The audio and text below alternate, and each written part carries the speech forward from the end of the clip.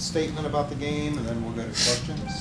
I think this game went fairly close to how I thought it would. You know, looking in and watching Bishop Watterson on film and following them and getting to know them and reading their scores. That's a great football team with great coaches. They play great offense all year and able to balance things up, and their defenses gave up 9 points a game. You know, in a game like this, you've been here enough to know what you're going to get out of that opponent. And we were very fortunate to overcome some of our own mistakes, and we were very fortunate to take advantage of some of their miscues. I mean, that was the difference in the game. You look at 3 of those plays lead to 3 touchdowns, and there you go. I thought it was a hard-fought, very physical game. I mean, some people could even say the score might not be indicative of how close it was, because it was a 4-quarter battle going down to the end, and having to get a stop, and then we rip off that long run, which kind of put things away. But I just thought it was a great effort by 2 very good football teams, and we were able to make timely plays off of their miscues, and we were able to overcome ours. Coach Dempsey, Keno Sultan on C-Town Radio. Congratulations on the victory. Thank you. Somewhere, I know Central Catholic alum Deshaun Kaiser, a Browns quarterback, was proud of your team. With that said, 31 wins in a row. What has been the standard of these last 31 games that you've been successful? I mean, what we keep preaching is going 1-0 every week. And I know it sounds corny and cliche, but that's what you do. If you focus on going 31 and whatever, that's not going to happen. You do have to take it 1 week at a time. That is part of the deal. And that was the thing we said before we left the locker room tonight. Let's go 1-0 tonight, and that'll lead to being state champions. And, you know, I think the bigger thing over these 2 years of winning that many games in a row, coming off of last year, you know, people love putting expectations on others and not having high expectations for themselves. And trust me, in our town, which is a little smaller than the other areas of the state, these guys were a lot of the talk of the whole time. And imagine being 16, 17, 18-year-old and everybody telling you have to win the state title. You can't lose. You need to win. And they live up to that. They work like that in the off season. They work like that at practice. Yeah, they're a great football team, but these are great kids. You need to have strong character to do that many things in a row and do it well with the pressure they're under, and I can't say enough about them. Kind of piggyback off of that. Was there more pressure because you went from D2 to D3, so people thought that the D2 defending state champion should have no problem in D3 this year? I'm sure there was, but I remember being the defending D2 state champion in 2012, and in 13 we lost in the playoffs. So I knew what we were getting into. I mean, anybody that thinks you get to this point and anything's easy, we have faced really good football teams along the way, getting everybody's best shot. This was a tough road. I don't know if people realize it. That's one heck of a football team we played out there tonight, and it took everything we had. And that's Ohio football, though. This is some of the best football there is, and I think it is the best. So people in Georgia, Texas, and Florida can argue with me, but this is great football, and we've seen it last night. We saw it this morning. We saw it this afternoon, and I imagine we're going to see it again tonight.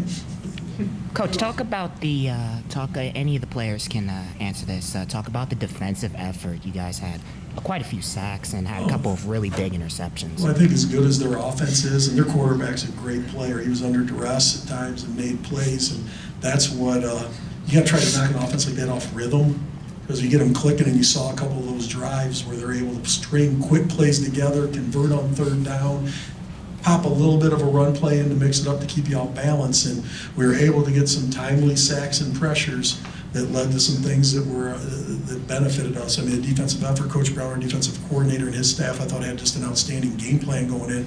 But I think watching the kids execute it is pretty impressive to a team that put up 35 or so points a game. Special teams as well. You get a couple of turnovers there. And then what was the message at halftime? Did you get that turnover on special teams turned into a touchdown to take the lead? What was the message at halftime at that point when you finally got the first lead of the game? I believe I said we had a little bit of luck happen to us at the end of the first half. Let's go out and make some of our own luck in the second half. And, you know, sometimes to win games like this, you do have to be a little lucky. And, you know, luck is when preparation meets opportunity, they've always said. And every time it happened, these guys were prepared to go in and take advantage, and they did. Following about Ohio high school football, just incredibly well. You guys have run through D2 last year, D3, you guys hung with heads. Do you think this team, regardless of class, can play with any single team in the state? I mean, hard to say. I mean, I have confidence to go play these guys against anybody. I mean, I don't think it's necessarily fair to say we're we're better than that team, or we're better than that. I think anybody that's a state champion in Ohio, I'm sure there's some teams in lower divisions after seeing tonight, they'd like to take a shot at us. That's one thing, you'd be surprised how many kids like playing those teams and those games, and they really love it. And I think that's the good thing about Ohio high school football. I just wanted to ask all you guys, the players, well, first of all, what would your answer to that? If you guys could, is there anybody in the state you guys wouldn't want to play? Division I, D2, anybody? We're ready to play anybody. I play anybody right now. Yeah, I feel like the way our coaches prepare us, I feel like we can go up and play anybody in the state, but we just don't worry about division we in. And next year, all the underclassmen next year, I just wish they can go ahead and three-peat, do better than we did. But I'm real proud of this team and everything we did throughout this year, and I'm just happy I got me one. And just with that, what does this say about the quality of Toledo high school football? I mean, what you guys have done, I mean, sometimes people talk about Cleveland and Cincinnati. I think it's the pride level of showing that the best of Toledo can play with the best out there. We take a lot of pride in that. We have a great town with a lot of people that were supporting us this week, and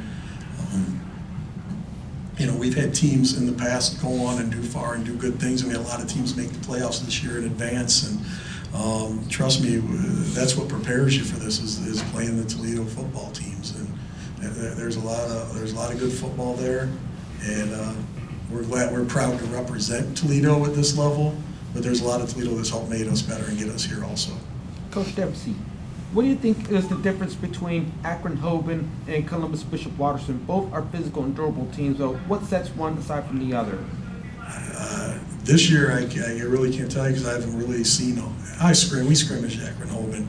I mean, you're talking about two great football teams. I mean, physical, like you said. I mean, everybody's a little different, but a little similar. I mean, Hoban's a run team, Watterson's a pass team, from what I know. Both teams play great defense and play hard and are well coached.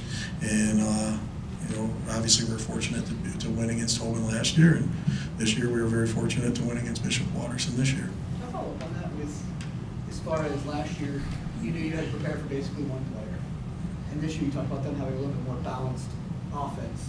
There's a little different game plan kind of coming in for the two championship games. Oh, yeah, no doubt about it. I mean, that was run, spurling, and let's not, Hoban's defense is prepared for those button guys. Yeah. I meant on the defensive side. Yes, but I mean, it's different, but that's every week. We're seeing a different offense every week. That's one of the great things about high school football is watching kids face spread one week and then wing tee the next, and how they're able to adjust and learn. Just shows how capable they are of learning, being taught, learning it, and then going out and executing it.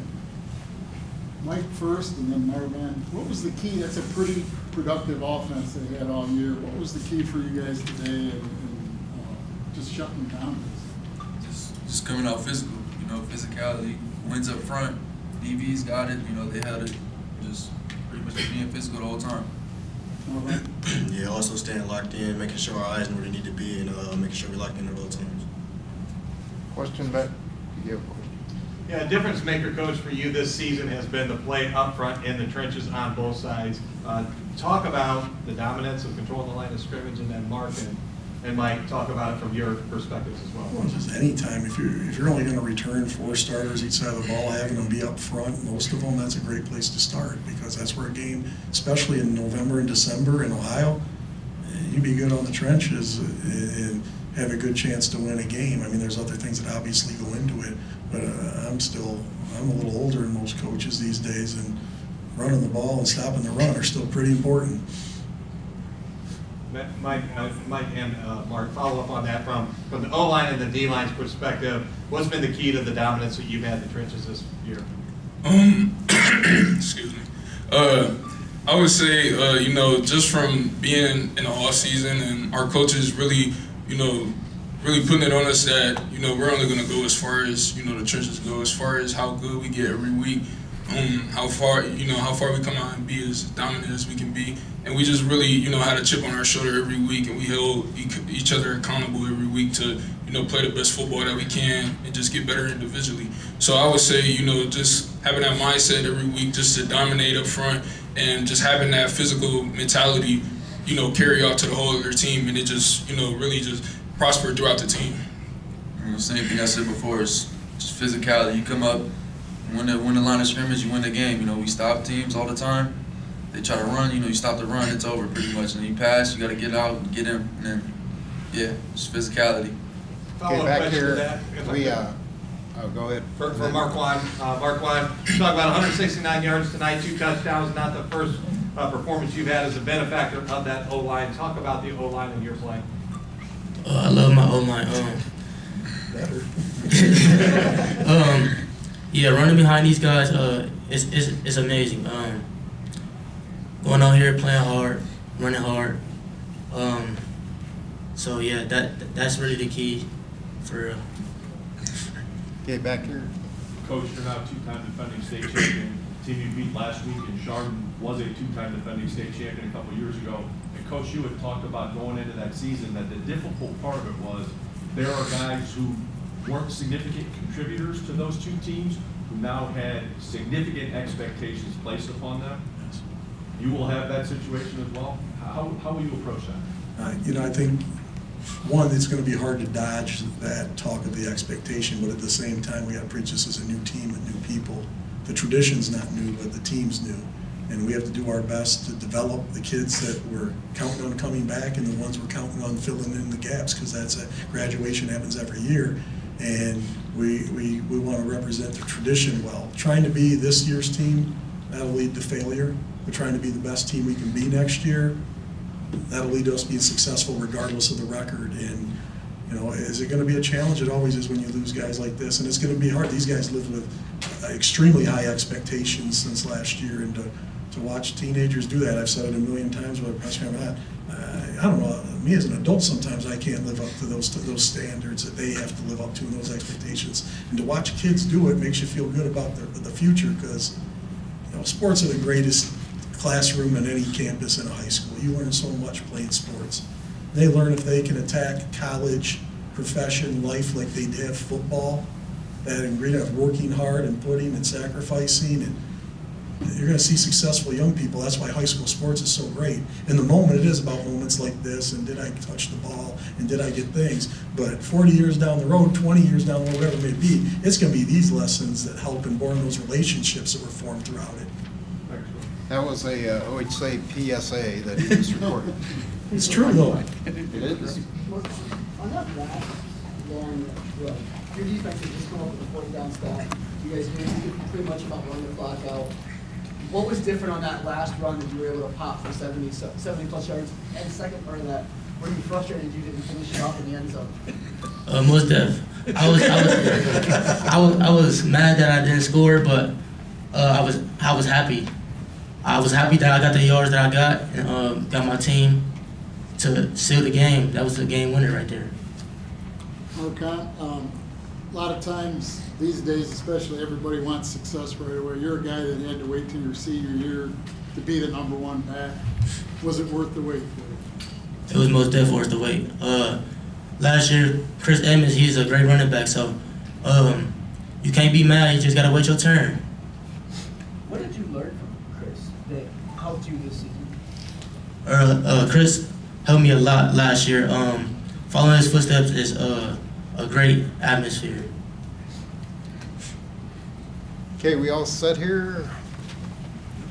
Congratulations. Thank you. Thank you.